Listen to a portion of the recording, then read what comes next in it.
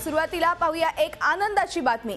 दुष्काळात सगळ्यात जास्त होरपळून निघाला तो जालना जिल्हा। जालना शहराला पाणी पुरवठा करणारा घाणेवाडी तलाव दुष्काळात पूर्णपणे कोरडा ठाक पडला होता।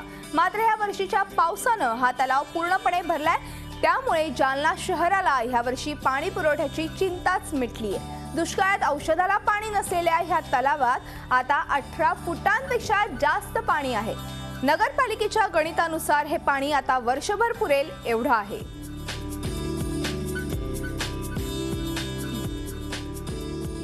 आणि ह्याच संदर्भात आढावा घेतला आमचे प्रतिनिधी विशाल करोळे यांनी। दुष्काळात सर्वात जास्त होरपळून निघाला तो जालना जिल्हा।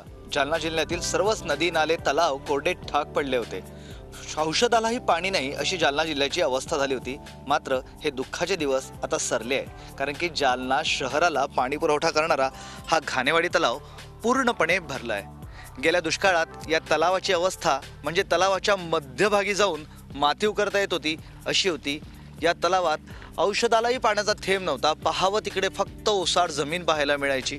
आणि याच तलावातून जालना शहराला आणि आजूबाजूच्या औद्योगिक वसाहतीला पाणी पुरवठा होत असे। गेलं वर्ष सव्वा वर्ष जालना शहरानं अतिशय दुःखात घालवलंय, अतिशय वेदनेत घालवलंय असंच म्हणावं लागेल, कारण की जीवनदायी असणारा हा तलाव पूर्णपणे आटलेला होता। कसं तरी कुठून तरी पाणी विकत घ्यायची वेळ जालनेकरांवर आली होती। संपूर्ण जिल्हाच विकतच्या पाण्यावर कसं तरी जगत होता असं म्हणायची वेळ आली होती। मध्येच कुठेतरी जायकवाडीचं पाणी आलं, थोडा दिलासा मिळाला, मात्र तेही पूर्णपणे येत नव्हतं। आणि अशा या सर्व अवस्थेत या दुःखांच्या याच्यात आता हा घाणेवाडी तलाव पूर्णपणे भरलाय।